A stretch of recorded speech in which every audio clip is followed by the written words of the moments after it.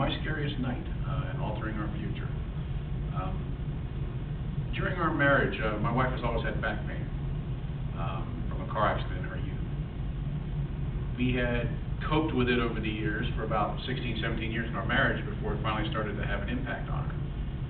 Sitting down was now becoming painful, and sometimes she couldn't walk.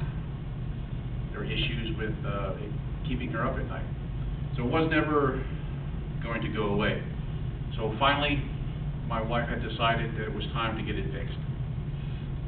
We had ended up talking to a chiropractor, which did absolutely nothing for us. We ended up talking to a surgeon who said he wouldn't operate on her because she was too young. That kind of threw us for a loop. But luckily, we had a chance to move. My wife was offered a job in a different state, and we moved. Well, move, get a new doctor. New doctor was more willing to see things our way and agreed to perform the surgery. Prepped for surgery, everything seemed to go very well. Got her home, got her all laid up in the bed and everything was good. Day 3, woke up, screaming back pain again, just like before. Took her right back to the emergency room and ended up having to go through a second surgery in the exact same spot. Okay, that's fine, let's just get it fixed. Well, the surgery went fine, took her home again, back in the bed, everything's fine. On the third night, I get awoken. I'm not sure what woke me up. Looked at my wife, she's moaning in pain. She's also feverish and short of breath. So I took her temperature, it was 103. Now that's kind of scary. So 911, took her to the emergency room. During the time in the emergency room, we were there for an hour. She'd been put on an oxygen mask, x-rayed, done all kinds of tests. So we're sitting there for an hour. Then everything goes crazy. The doctors and nurses just pouring into the room, oxygen masks, everything's just going on. It's so busy. Well, turns out that she'd been diagnosed with blood clots. So she has 2 large blood clots in each lung. For those of you who don't know, it's a pulmonary embolism, life-threatening. So at this point, I'm very, very scared. We go, they prep her, they say they were going to admit her. So we're going to take her upstairs. While that's all going on, the doctor pulls me aside, and he tells me, I'm lucky that I brought her in when I did, because if I hadn't, I would have woke up next to a corpse.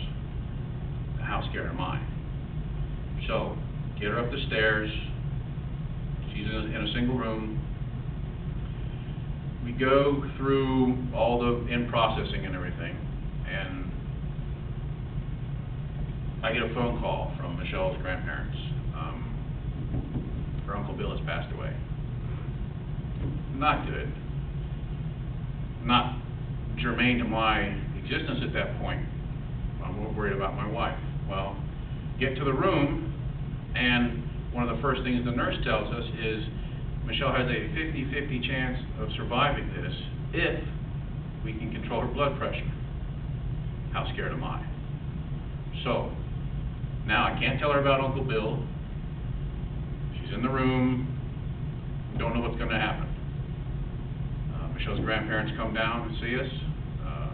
They're trying to figure out, they're trying not to say that Uncle Bill's passed away, which is her favorite uncle. And she figures it out. Her blood pressure skyrockets. How scared am I?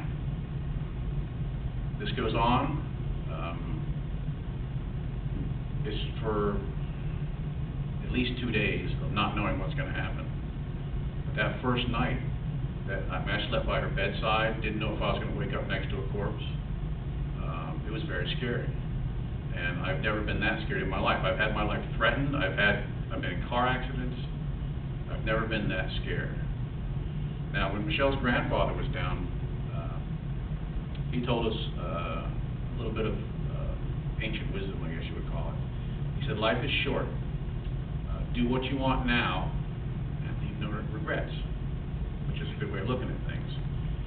You don't want to have to go through something like this and go back to the same humdrum existence. You realize that life is short, You have things to do. You want things in your life to happen in a certain way. So when your life gets in a rut and you don't see it, a single event like this can really open your eyes and shake your world. My wife and I realized that we had fallen out of life and into that rut. We were not living, we were just existing. So with this experience, life took on a different flavor for us.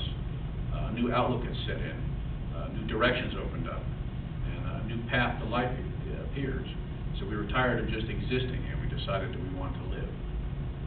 So we're going to live with this the rest of our life. Michelle is susceptible now to blood clots. So we have to take life day by day, and we're not going to let that slow us down. We're not going to let that stop us.